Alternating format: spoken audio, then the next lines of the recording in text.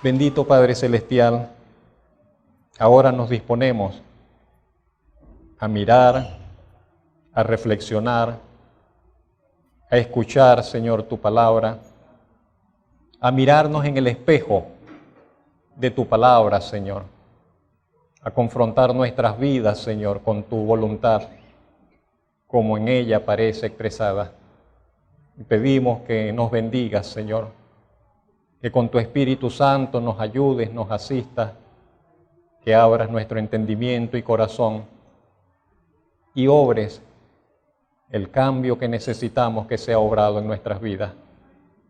Tu palabra sea útil, tu palabra nos resulte provechosa, tu palabra obre en nosotros ese cambio que tú deseas que sea realizado en nuestras vidas. Nos encomendamos pues a ti, Señor, en el nombre de Cristo Jesús, nuestro Rey y Salvador. Amén.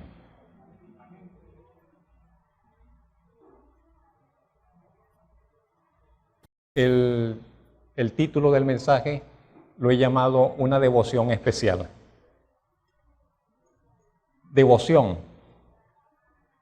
Un diccionario define devoción como un sentimiento de profundo respeto, y admiración, inspirado por la dignidad, la virtud o los méritos de una persona.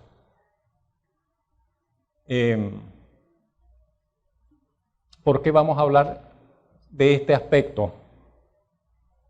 Estaremos basándonos en la vida de una mujer que se llamaba María Magdalena.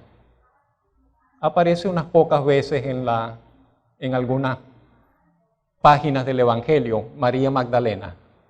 Y pienso que ella refleja ese título, que ella tenía una devoción muy especial para con el Señor Jesucristo.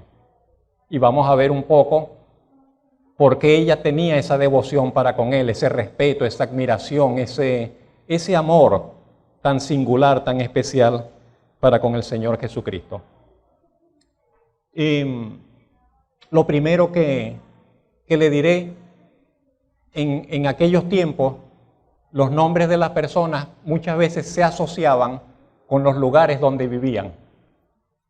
De manera que alguien podría llamarse, por ejemplo, José de Arimatea. Y lo que querían decir con eso es que ese José era oriundo, originario de Arimatea, de una zona llamada Arimatea, por ejemplo. Y María Magdalena es llamada Magdalena porque ella era de Magdala. Vivía o nació, o creció, o vivió en una zona que se llamaba Magdala. De allí que el nombre de ella entonces era María Magdalena, porque era de Magdala. Esta población de Magdala desapareció y no se conocía. Pero hace aproximadamente unos 10 años, un poquito más, tal vez 15 años por allí, unas personas iban a construir iban a levantar una construcción en una zona de Israel. Y cuando comenzaron a excavar para establecer los fundamentos, se encontraron con una ruina.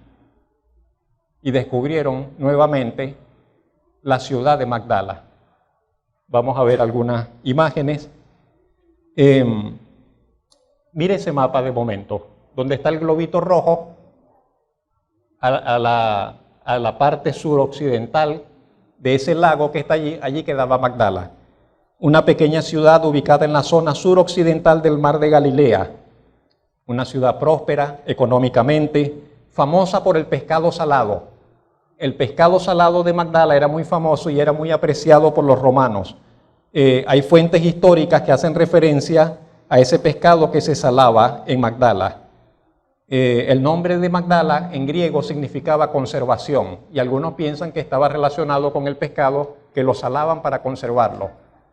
Tenían unas especies de como de cuevas, de construcciones allí bajo tierra, y allí echaban el pescado y lo salaban. Los restos de la ciudad de Magdala, la siguiente imagen, fueron descubiertos casi por casualidad. Y ese descubrimiento arqueológico ha sido el más importante de los últimos 50 años, por lo menos, el descubrimiento de Magdala. Descubrieron una sinagoga, esa es la ciudad de Magdala, más o menos esa es la apariencia actual. Esas ruinas que vemos allí era la sinagoga del primer siglo. Se piensa que el Señor Jesucristo habló en esa sinagoga, enseñó en esa sinagoga de Magdala. Allí vemos la columna, vemos más o menos los límites. Una piedra que está allí, esa piedra que está allí en el centro, esa misma, ha sido un descubrimiento realmente asombroso. Se le llama la piedra de Magdala y de acuerdo con los expertos es una piedra única. Las imágenes que tienen allí del candelabro judío, del menorá, del aceite, de algunos otros símbolos, hacen referencia a la presencia divina, a la presencia del Señor, y está hecha de piedra caliza, y no hay otra pieza que hayan encontrado actualmente en las excavaciones arqueológicas como esa piedra que hallaron en Magdala. Siguiente imagen. Trate de observar un poco allí. Allí están unas palabras. Hay 4, están numeradas, y usted ve que donde están esas palabritas hay una escalera y pareciera que bajan a un foso. Eso eran baños, lugares para baños de purificación. Se les llama, no sé cómo se pronuncia la palabra hebrea, mikvot.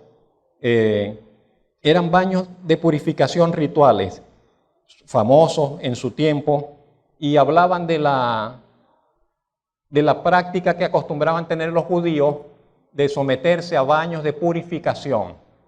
Esos baños en particular eran surtidos por corrientes de agua viva, por corrientes de agua subterránea. No era que llevaban agua y vaciaban, sino que habían unas corrientes de agua, una especie de ríos subterráneos que inundaban esas recámaras. Y allí entonces los judíos bajaban, entraban a ese baño en un ritual de purificación y salían, como decir, limpios, ceremonialmente limpios para honrar al Señor. Parte de sus rituales, parte de sus creencias se lograron excavar, y actualmente el agua sigue corriendo, el agua de esas corrientes subterráneas. ¿Habrá otra imagen? Creo que no, ¿o sí? Listo, Ángel. No se sabe por qué, pero después del siglo I, Magdala fue abandonada, como pasó con algunos otros sitios de Israel. Algo ocurrió que hizo que los pobladores de esa zona abandonasen el lugar y la ciudad quedó desierta, y finalmente la ciudad desapareció, ¿no? Actualmente hay un proyecto conjunto entre Israel y México y siguen desenterrando la ciudad, siguen estableciendo descubriendo, digamos, lo que era la vida cotidiana, la vida pública en esa ciudad de Magdala, de la cual, repito, entonces era originaria María Magdalena, y en la cual el Señor Jesucristo también estuvo presente. Entonces les decía, vamos a considerar algunos aspectos sobre la vida de María Magdalena y su devoción por el Señor. Puede ubicar, por favor, en su Biblia, Lucas capítulo 8, verso 2. Y el primer punto que veremos es que María Magdalena fue una mujer que recibió libertad del Señor y fue hecha libre para servir al Señor. A ella se le menciona por primera vez en Lucas capítulo 8, verso 2. Y lo que se dice de María Magdalena es que de ella habían salido 7 demonios. Es la primera referencia que tenemos que nos dice la Biblia con relación a María Magdalena. Dice, María Magdalena era una mujer de la cual habían salido 7 demonios. En el Evangelio de Marcos se nos dice que fue el Señor Jesucristo quien la liberó de esos 7 demonios. Y este hecho de que el Señor la haya liberado, de que de ella hayan salido 7 demonios, debió ser muy particular, porque 2 de los evangelistas, cuando hablan de ella, dicen María Magdalena, de la que salieron 7 demonios.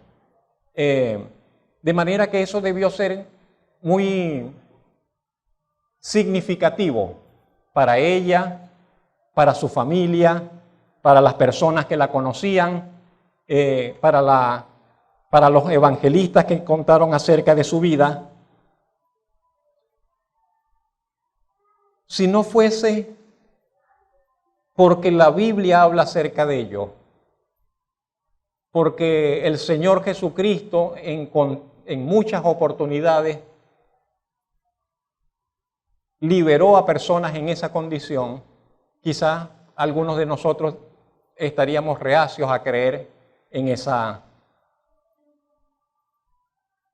afecciones, en esas condiciones.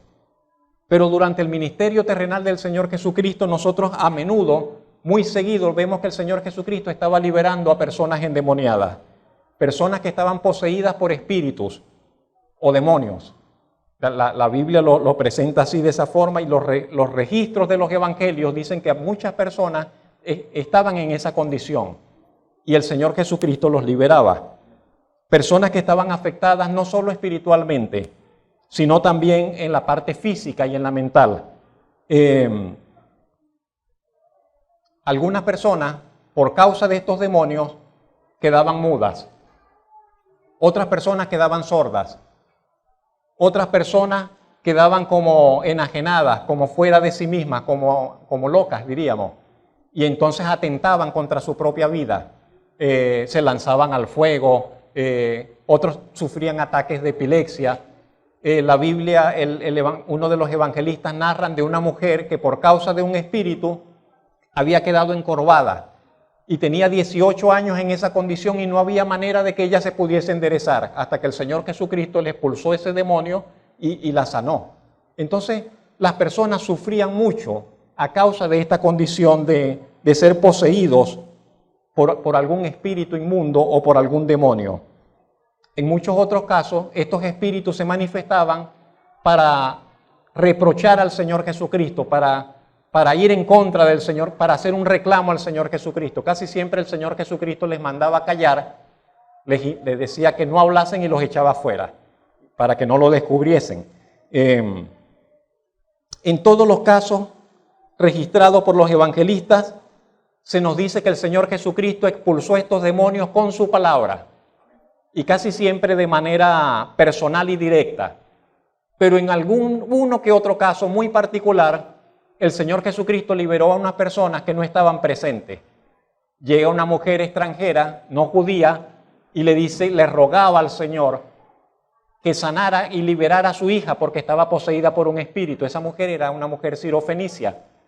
Y el Señor Jesucristo no le hacía caso al principio y la ignoraba. Y los apóstoles le dijeron: Señor, esa mujer está puro gritando detrás de nosotros, atiéndela.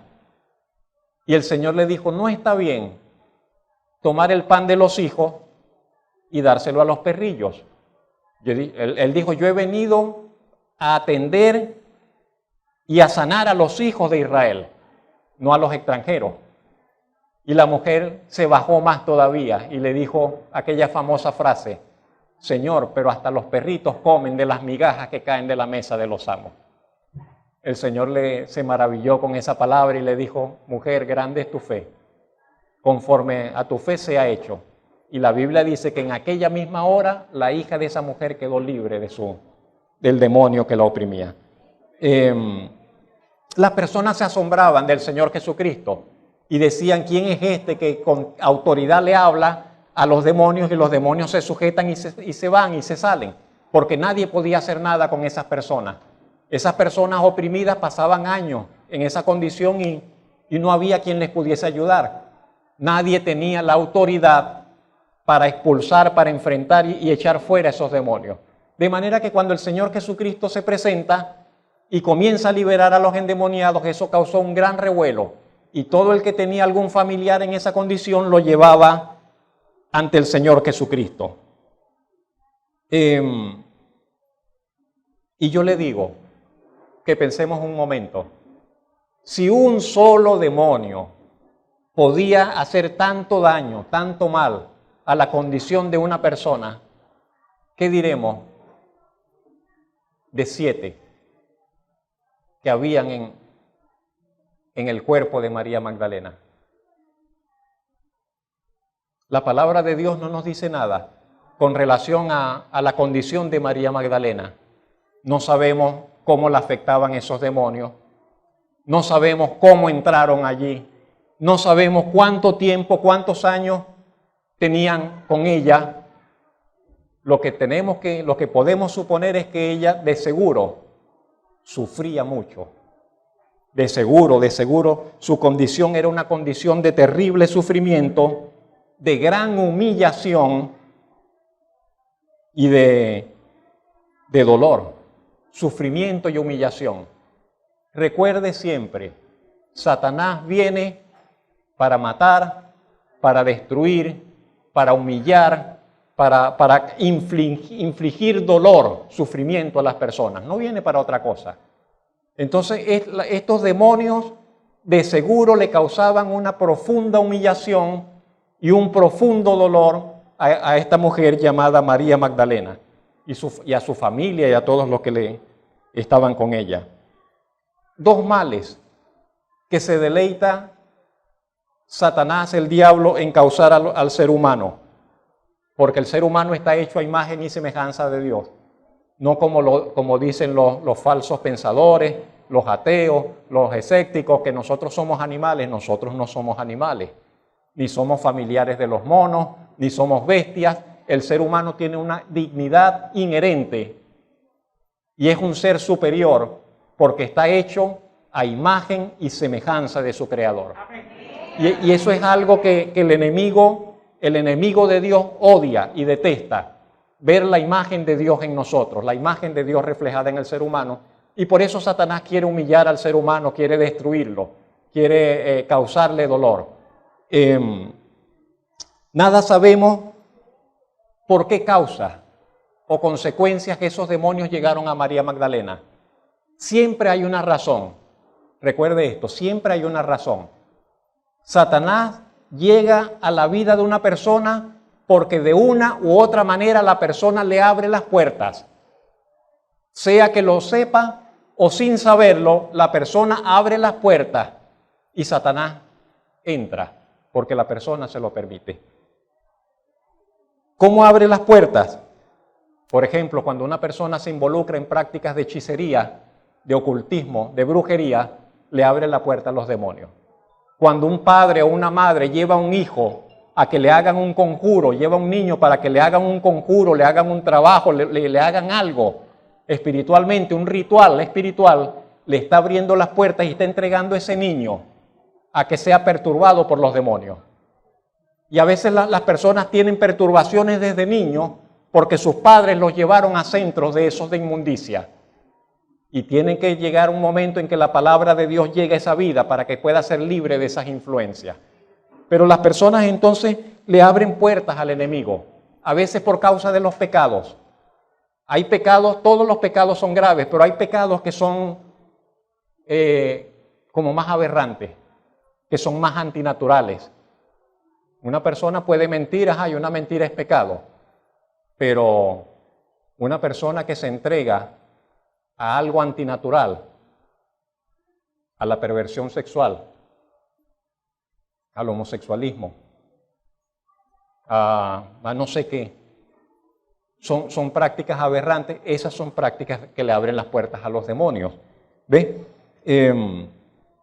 Y todo espacio que Satanás,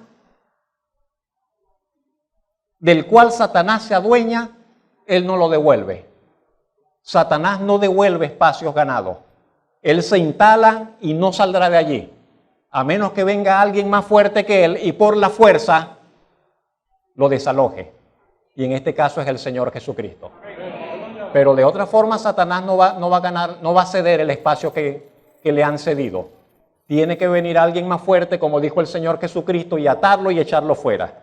Bendito sea el Señor que vino a deshacer las obras del diablo. La Biblia nada nos dice de la condición de María, solo nos dice que el Señor la liberó. Y ese cambio debió ser tan importante, ese cambio debió ser tan extraordinario, tan maravilloso, que cuando ella fue liberada por el Señor, ella se convirtió en una fiel seguidora del Señor. Y a donde fuera el Señor, allí iba ella. Y entonces se nos dice en el Evangelio en Lucas, allí en Lucas 8, 2 y 3, que María formaba parte de un grupo de mujeres que servían al Señor, le seguían, le atendían y le servían con sus bienes, con sus posesiones, con su dinero, apoyaban al Señor. Quizás le compraban comida, quizás le sufragaban ciertos gastos de los viajes del Señor, de los discípulos, pero ellas estaban allí para servir al Señor y su causa, le servían con sus bienes. María formó parte de ese grupo, un grupo pues de discípulos de los más fieles, estaban para arriba y para abajo con el Señor, con ese grupo de mujeres y de discípulos. Quizás porque en ella se cumplió lo que dice la Biblia, al que mucho se le perdona. ¿Qué pasa? ¿Recuerdas la otra frase? Mucho ama. Dice, al que mucho se le perdona, mucho ama. Y quizás María entonces mucho amaba al Señor, se sentía profundamente agradecida del Señor, que la había redimido, que la había liberado, que la había limpiado, que la había santificado.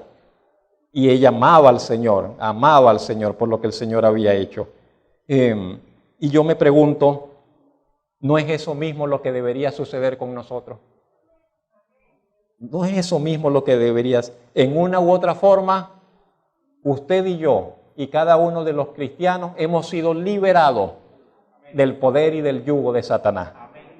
En Hechos 26, 18, la siguiente lámina, dice el apóstol Pablo que el Señor le dijo que lo había puesto para que abriera los ojos de las personas, para que se conviertan de las tinieblas a la luz y de la potestad de Satanás, o del dominio de Satanás, o de la autoridad de Satanás, se conviertan a Dios. Y también dice en 1 Corintios 6:11 que nosotros hemos sido limpiados y santificados. Dice el apóstol Pablo, esto erais algunos, pecadores, etcétera, dicen los versos anteriores, mas ya habéis sido santificados, ya habéis sido justificados en el nombre del Señor Jesús y por el Espíritu de nuestro Dios. El Señor ha puesto fin a nuestra opresión, en cortas palabras. Le puso fin a nuestro dolor, le puso fin a nuestra humillación. Y la pregunta sería, ¿no debemos entonces también nosotros vivir para agradarle, para servirle, para apoyar su obra, para apoyar su iglesia, con nuestro tiempo, con nuestras capacidades, con nuestros recursos, con todo lo que tengamos a mano? Si el Señor nos ha hecho tanto bien, vivamos entonces ahora, correspondamos y vivamos para Él. En segundo lugar, el segundo lugar donde veremos a María Magdalena va a ser a los pies de la cruz. No veremos muchos otros lugares. Quiero decir, no se nos dice mucho más de lo que ella hacía, pero luego la vamos a ver a los pies de la cruz del Señor.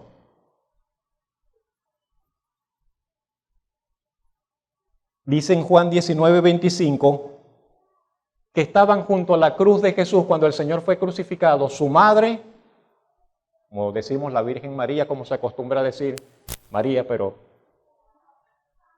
la hermana de su madre, una hermana de María, se dice que el nombre de esa hermana de María creo que era Eunice.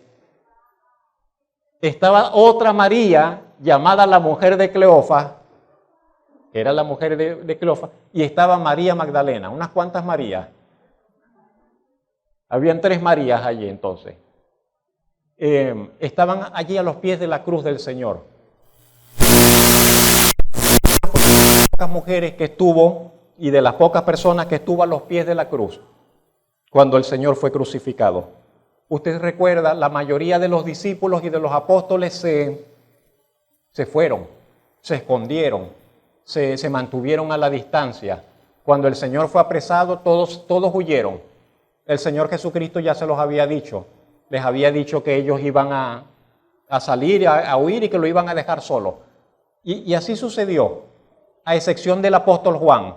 El apóstol Juan se quedó con las mujeres, pero el resto, los otros 10, porque no vamos a contar a Judas, los otros 10 huyeron y no los vemos allí en las cercanías de la cruz.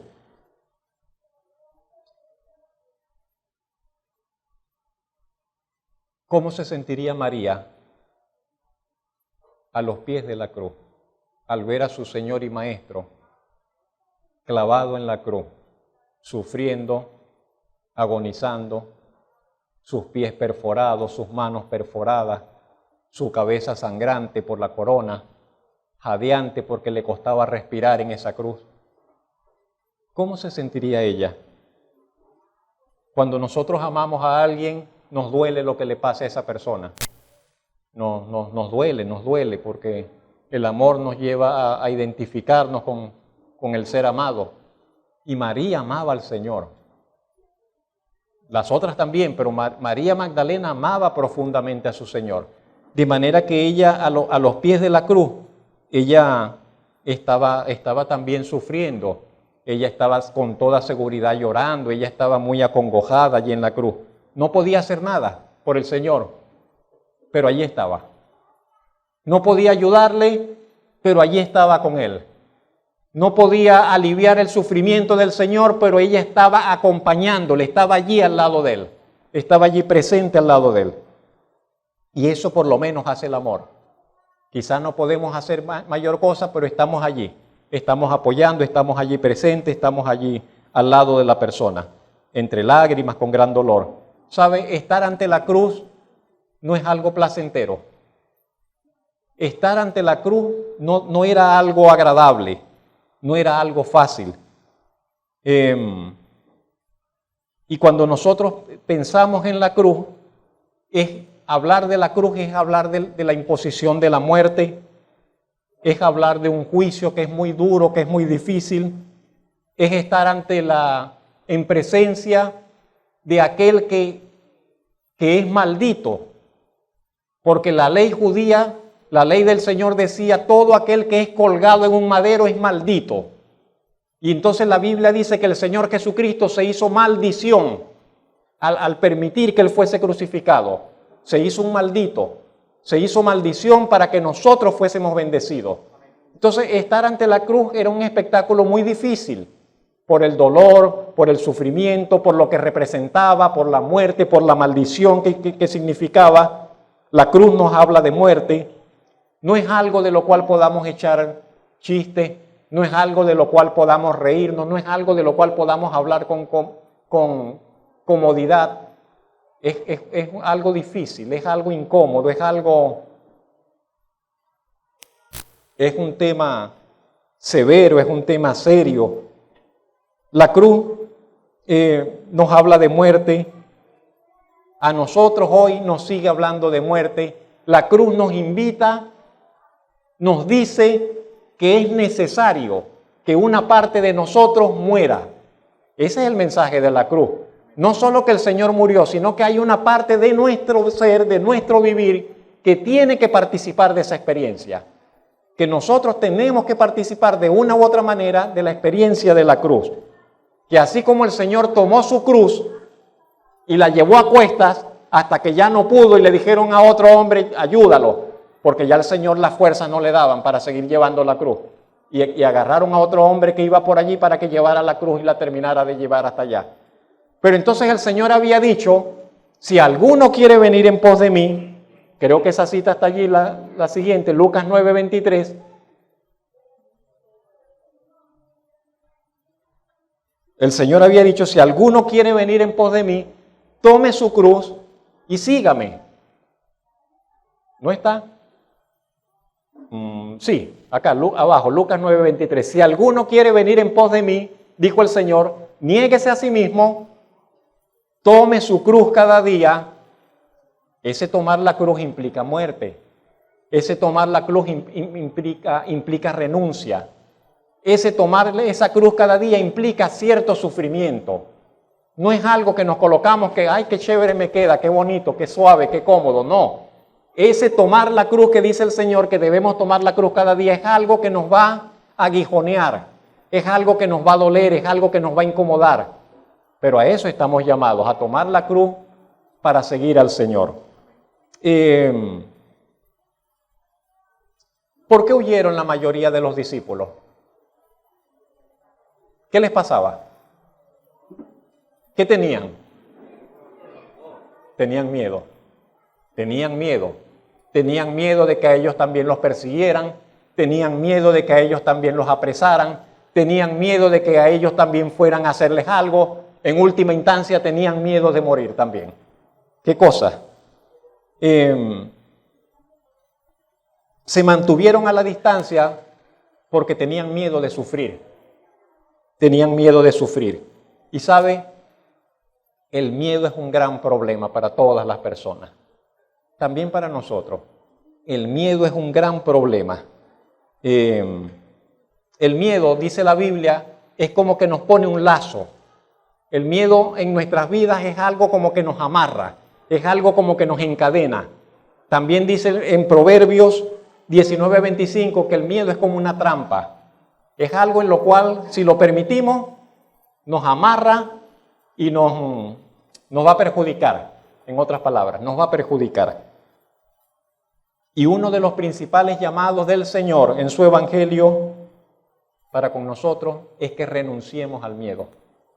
El Señor nos quiere liberar de todos nuestros miedos. Y que si en todo caso tengamos que temer, dijo el Señor, no teman a los hombres. En todo caso teman a Dios, que tiene el poder de echar en el infierno, pero a los hombres no les tengamos miedo. Si vamos a tenerle miedo a alguien, en todo caso que sea a Dios. Una de las grandes consecuencias de la muerte y resurrección del Señor es que el Señor hizo posible que tengamos la oportunidad de vivir libres del temor. Y esto es posible porque el Señor, al morir en la cruz, redujo a la impotencia el poder de Satanás. El Señor anuló el poder de Satanás sobre la vida de los hijos de Dios. En Hebreos 2, 14 al 15 leemos: por cuanto los hijos participaron de carne y de sangre, Él, refiriéndose al Señor Jesucristo, participó de lo mismo, con su carne, con su cuerpo y con su sangre, para destruir por medio de la muerte, su propia muerte, al que tenía el imperio de la muerte. O sea, esto es, al diablo, y librar a los que por el temor de la muerte estaban durante toda la vida, dice, sujetos a servidumbre. La gente vivía aterrada por la muerte. La gente vivía sujeta, esclava, por el miedo a la muerte. Y Satanás los oprimía a razón de la muerte. Y dice, ya no tenemos que temer, ya no tenemos que tener ese yugo encima. La muerte ya perdió su ferocidad para nosotros. El apóstol Pablo diría, pero eso es tema de otra reflexión, el apóstol Pablo diría, la muerte ahora para nosotros es ganancia. La muerte para nosotros representa ir a la presencia del Señor. No tiene la muerte un aguijón. Si antes lo tenía, dice, ya la muerte ya no tiene ese aguijón, el Señor lo venció. De manera que haga de eso un motivo de oración. Señor, quítame el miedo a la muerte. Que no tenga yo miedo de morir. De la manera que sea, que no tenga yo miedo. No hay razón por la cual tengamos que morir.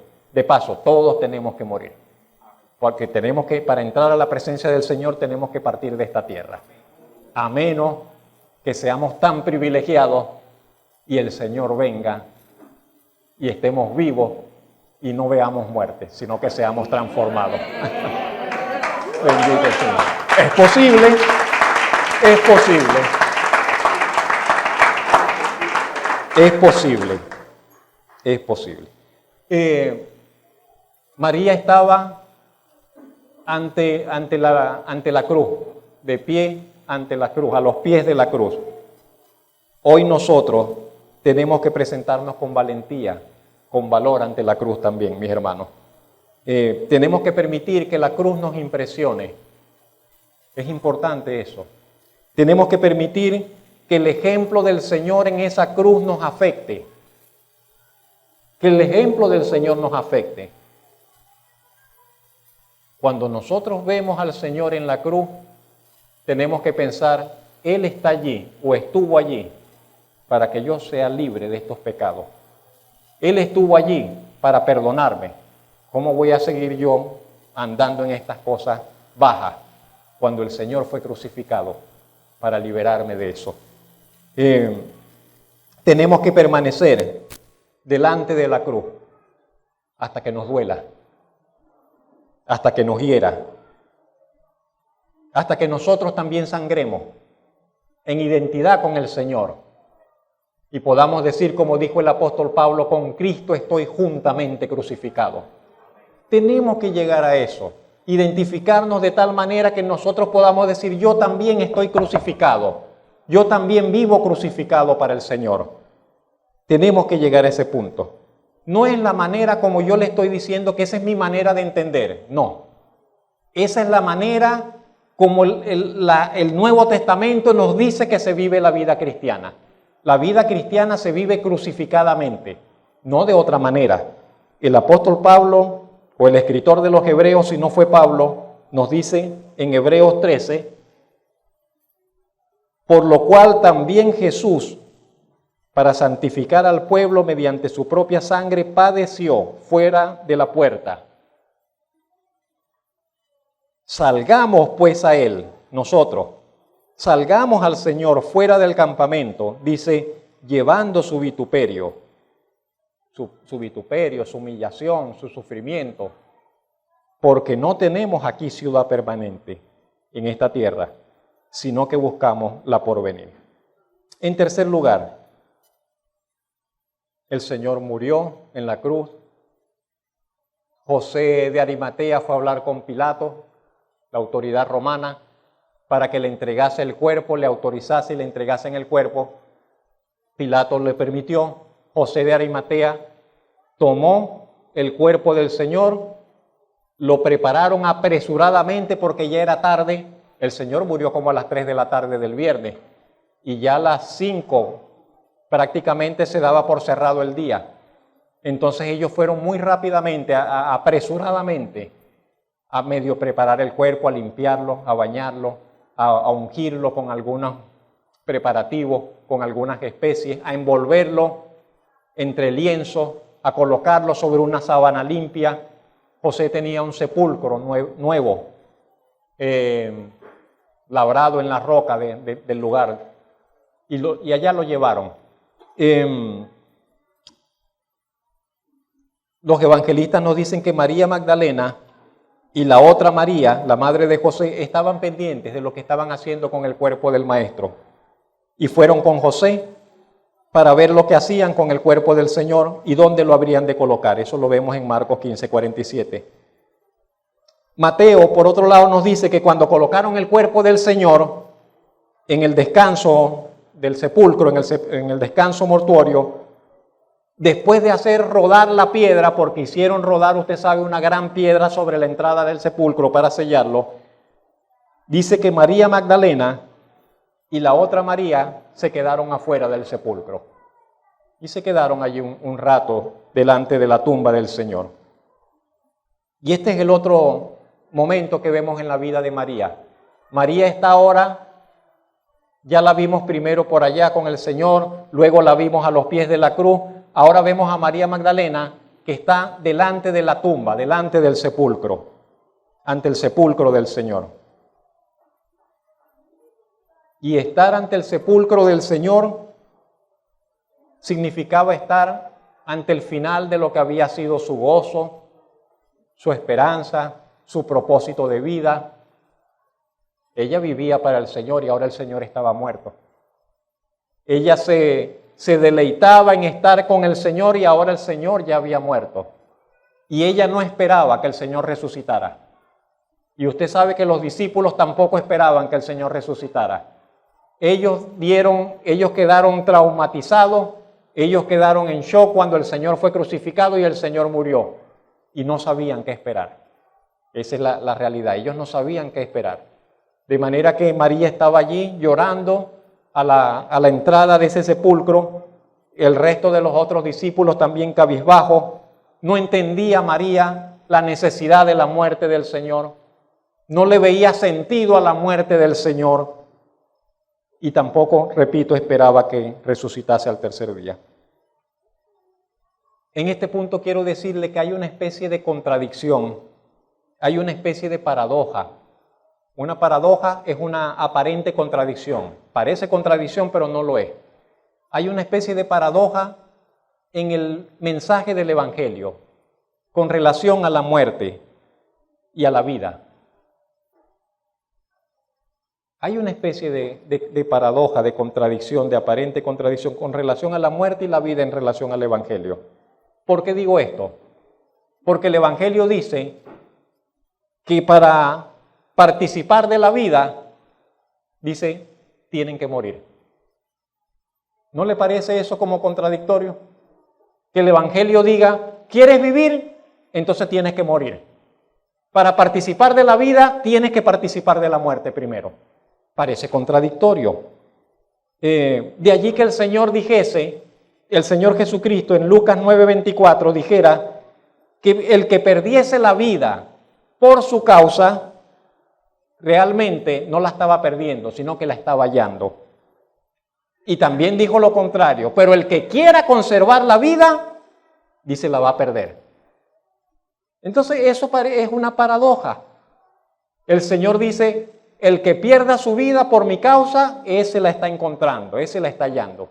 Pero el que se la cuida mucho, que la quiere cuidar, dice, la va a perder, definitivamente. Es la misma idea del grano de trigo.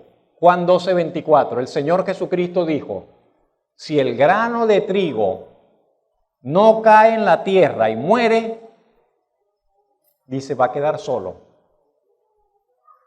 Pero si ese grano de trigo cae en la tierra y muere, dice, llevará mucho fruto. Y está hablando de nuestra vida, y está hablando de la vida cristiana. Para nosotros ver la vida de Dios, tendremos que morir. Para nosotros poder llevar mucho fruto para Dios, tendremos que, como ese grano de trigo, caer en tierra y morir. ¿Ve? Para poder entonces llevar el fruto que el Señor quiere.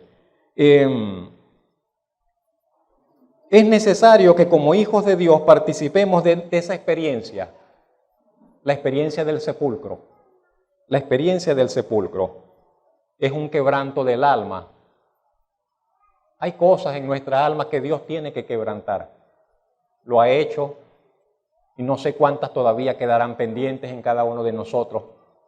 Pero Dios tiene que quebrantar en sus hijos, en nuestros corazones, muchas cosas para irnos transformando, para irnos moldeando, para hacernos más semejantes a Él.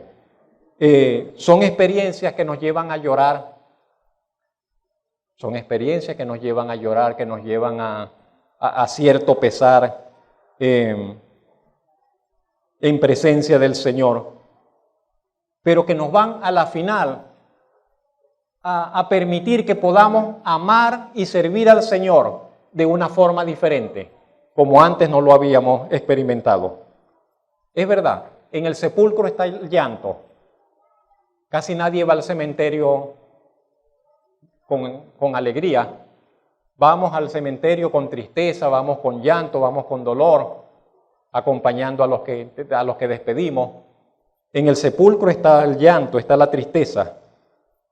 Pero no se olvide que en Eclesiastés 7 dice que la tristeza obra como una medicina en nosotros y nos arregla el corazón.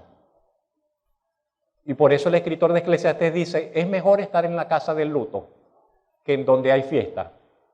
Y uno dice, pero ¿quién va a querer estar en un luto? Yo prefiero ir a la fiesta. Y dice, no, pero es mejor estar en la casa del luto, porque eso nos lleva a reflexionar. Y dice, con la tristeza el corazón se endereza. ¿Qué cosa?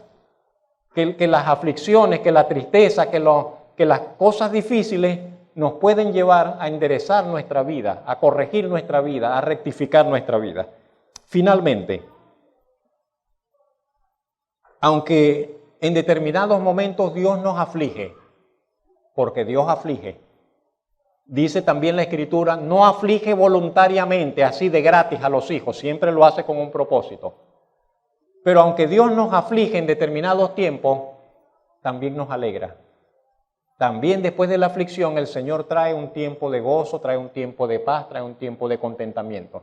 Y el Señor le había dicho a los discípulos, ustedes están tristes, pero después esa tristeza de ustedes se convertirá en gozo. Ustedes están llorando, están así cabizbajos por lo que les estoy diciendo, pero más adelante, cuando yo venga nuevamente, dice, ustedes se van a gozar conmigo. Y eso es algo que el Señor también a nosotros nos recuerda. En cuarto y último lugar, vemos otra escena, otro punto en la vida de María Magdalena. Está en Juan capítulo 20, versos, del 1 al 17 más o menos. Dejaron el cuerpo del Señor el viernes en la tarde.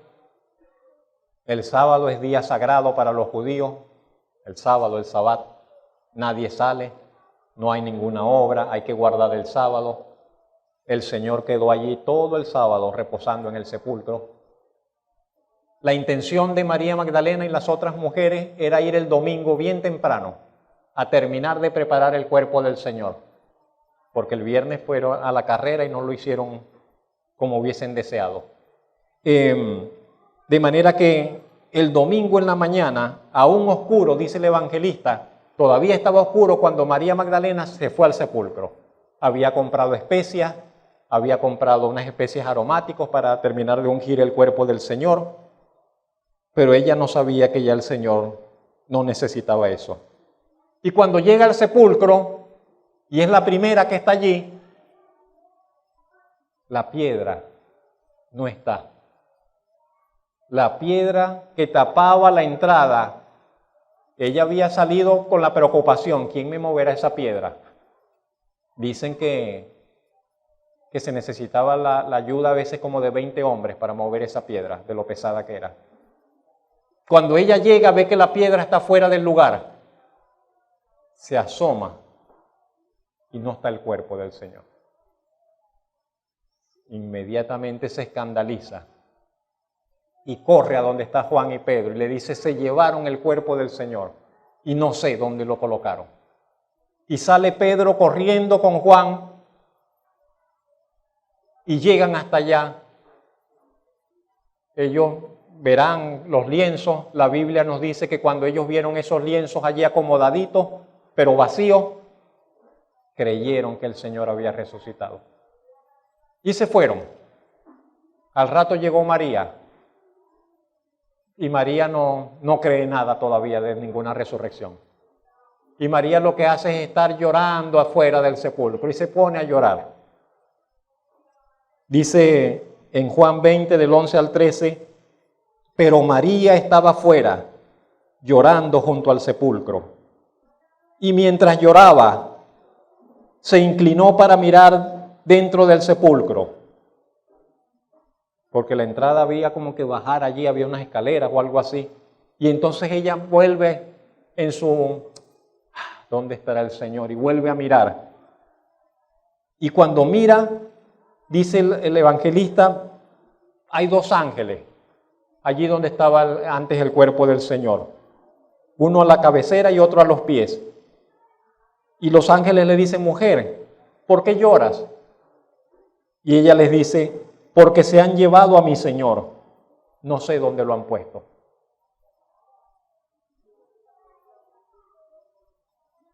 No le impresionan los ángeles, o no sé si es que pensó que eran dos personas que estaban allí y no los reconoció como ángeles. Pero ella sigue llorando por su Señor. Ella sigue llorando porque no sabe del cuerpo de su maestro.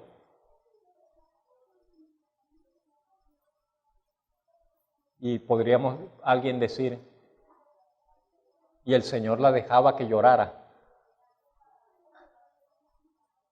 Algunos tienen el pensamiento de que Dios no permitiría que sus hijos pasen por horas de desconcierto, por horas de pesar, por horas de aflicción, por horas de llanto. Pero ese pensamiento no es bíblico. Ese pensamiento no es bíblico. La Biblia nos enseña que en muchas oportunidades los hijos de Dios, repito, tienen que ser afligidos, tienen que ser puestos en apuro, tienen que entrar en crisis.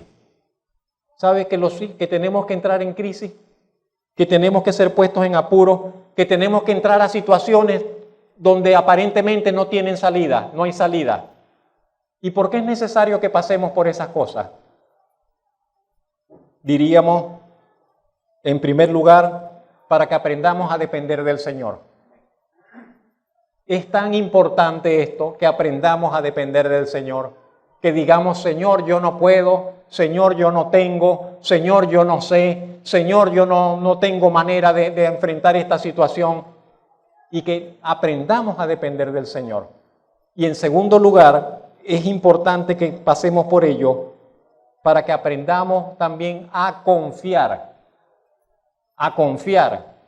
en la inquebrantable fidelidad de Dios, porque Dios es fiel y su fidelidad es inquebrantable, inquebrantable.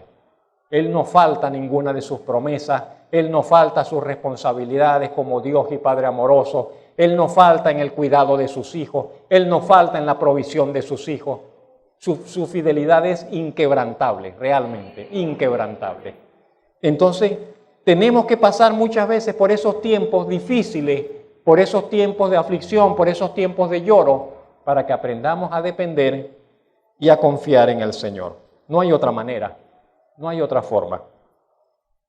El Señor no evitará que pasemos por determinados valles de sombra, pero llegado el momento nos mostrará la luz, nos mostrará su glorioso y bendito rostro.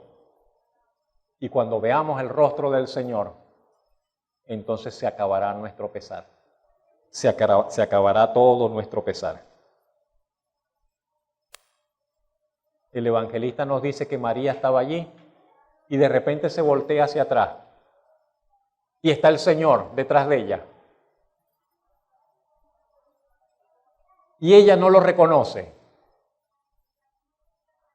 No sabemos por qué. Quizás el Señor tenía una apariencia distinta con el cuerpo resucitado. O los ojos de ella estaban así como velados para no reconocer al Señor. Pero el Señor está allí detrás de ella. Y dice el verso 14 y 15 de ese capítulo de Juan. Ella se volvió y vio a Jesús que estaba allí, mas no sabía que era Jesús. Y Jesús le dijo, mujer, ¿por qué lloras? ¿A quién buscas?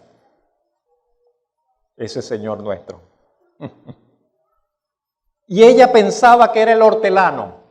Ella pensaba que era alguien que cuidaba los jardines de allí, que era alguien, un trabajador de allí, del área del sepulcro. Y le dice, Señor, no Señor Jesucristo, sino Señor, el hortelano, Señor, si te lo has llevado, dime dónde lo has puesto y yo lo llevaré. Le dice, si usted agarró el cuerpo del maestro, dígame dónde lo puso para yo ir a buscarlo. Y me resulta tan familiar esta escena. Me resulta tan familiar esta escena en el sentido de que muchas veces el Señor trata con nosotros y no nos damos cuenta de que es el Señor que está tratando con nosotros.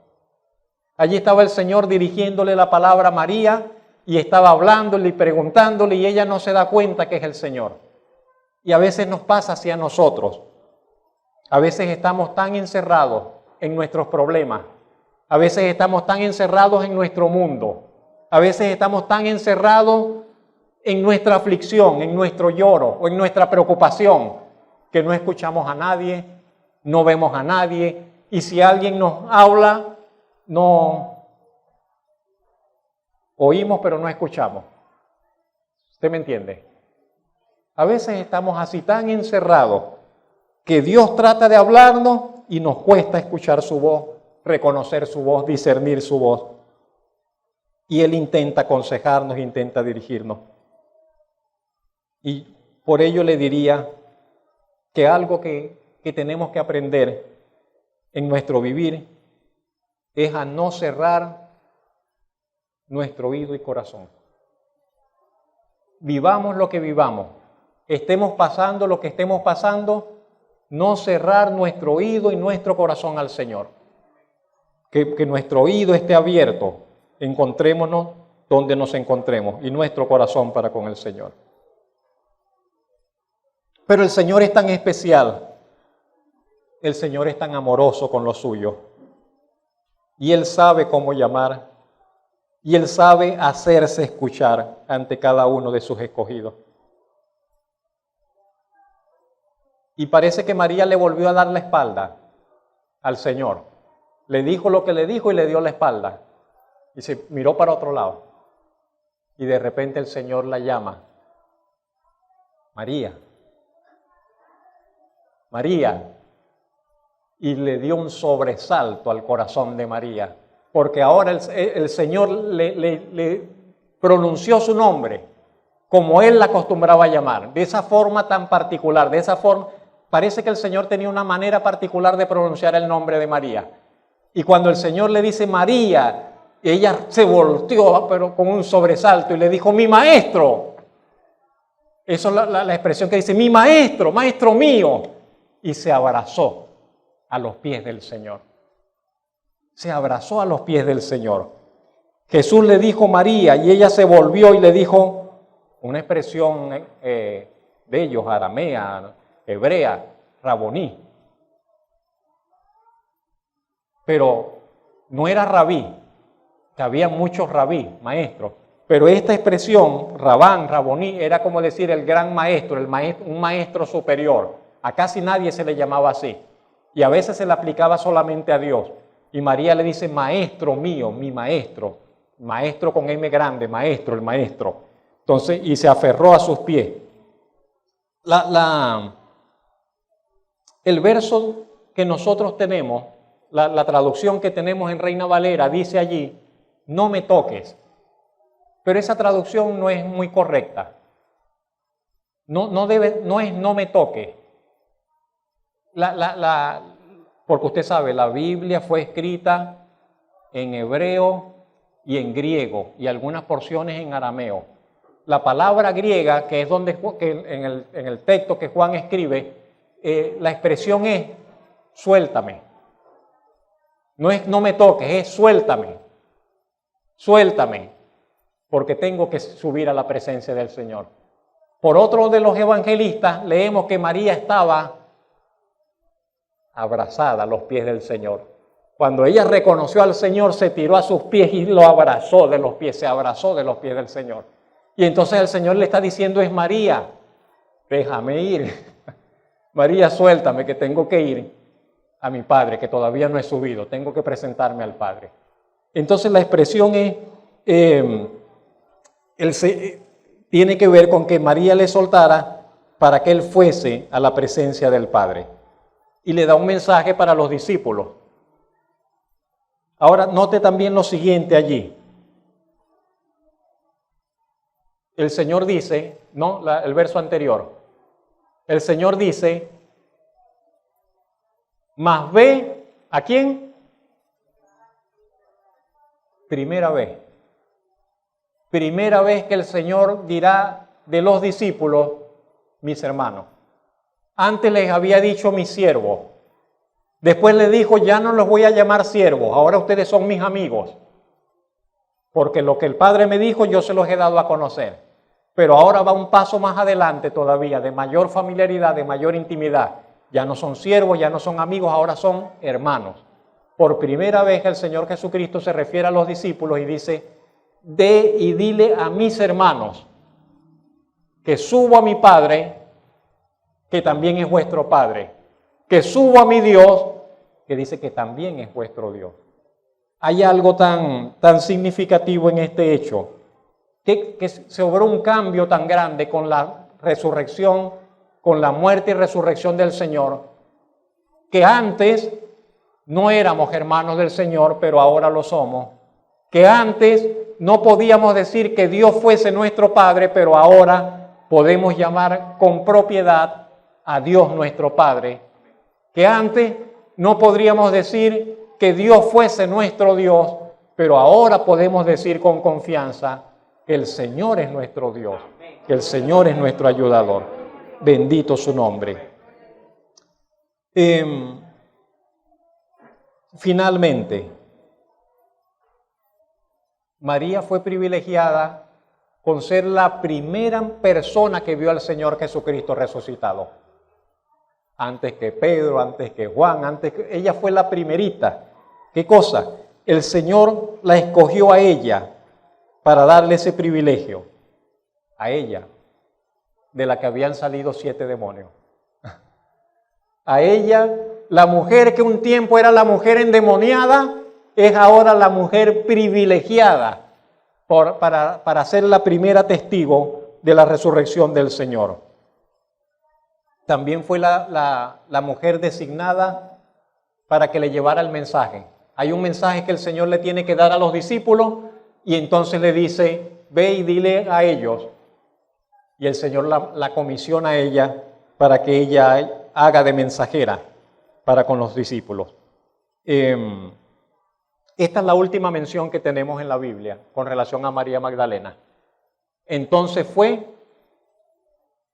para dar a los discípulos las noticias de que había visto al Señor y que Él le había dicho estas cosas. Termino diciéndole lo siguiente. Nosotros, todos nosotros, también hemos recibido privilegios. ¿No es así? También hemos recibido manifestaciones de la gracia y del poder de Dios. También se nos ha encomendado un mensaje que dar a otros. También tenemos un pasado oscuro en el que Satanás nos oprimía y esclavizaba, pero del cual el Señor nos rescató, nos limpió y nos santificó.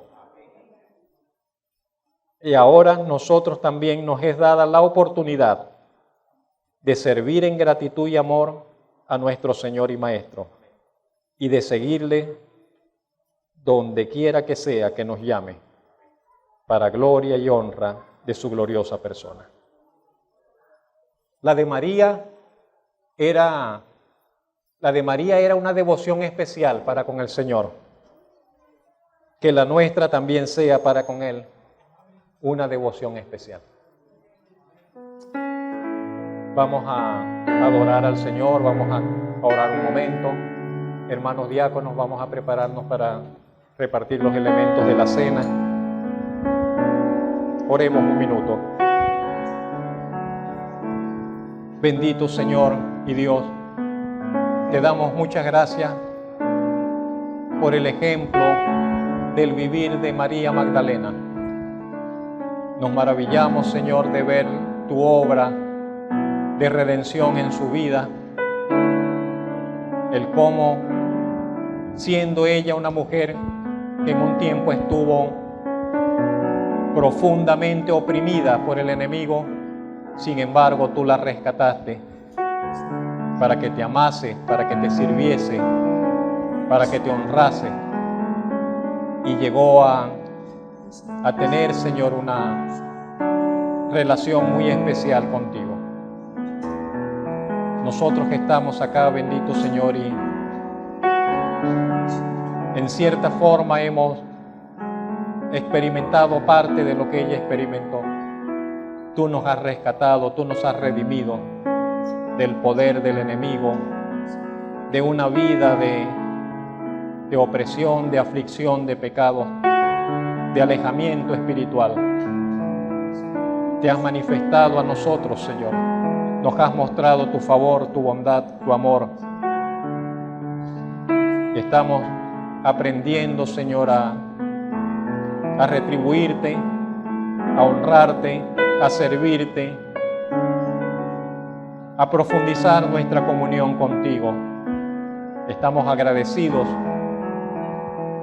pero queremos, bendito Dios, profundizar en nuestra devoción y llegar también nosotros a tener una devoción especial para contigo, Señor, de admiración, de profundo respeto, de gratitud por todo lo que has hecho para con nosotros. Te damos muchas gracias por tu salvación, por habernos beneficiado con tu muerte y resurrección, por habernos rescatado del poder de Satanás, por habernos santificado y limpiado para ti. Enséñanos, Señor, a caminar cada día más cerca de ti, Señor. Sea que nos encontremos en caminos de alegría y paz, o sea que nos encontremos en tiempos de dificultad, ayúdanos a caminar siempre de la mano contigo y a escuchar y a ver, Señor, ver tu rostro, ver tu presencia, escuchar tu voz, Señor, confortando y dirigiendo nuestras vidas. En Cristo Jesús te damos las gracias. Amén y amén.